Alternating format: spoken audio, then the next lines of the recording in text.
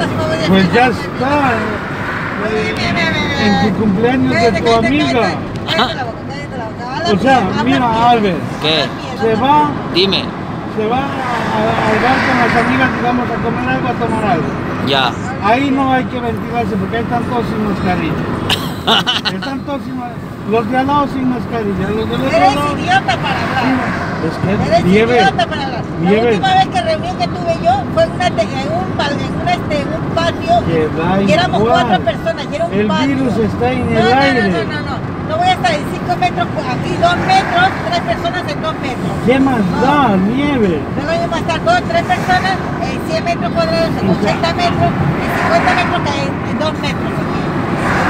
Estornuda alguien aquí y esto está cerrado. No. Nieve. O sea, cerremos la ventana y cerremos aquí los Es que no. estornudaremos, toseremos y da igual. Sí, vamos a pillarlo igual. ¿Qué más da? Sí, lo vamos a pillar.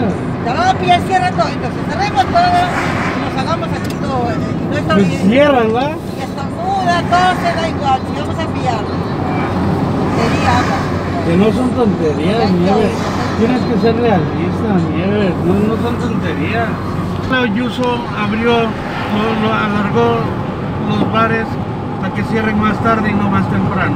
Cuando el Coleta dijo que se cierre a las 8 y la Ayuso dijo a las 10, a las 11 de la noche. Por eso la... ¿Cómo? ¿Cómo? Claro.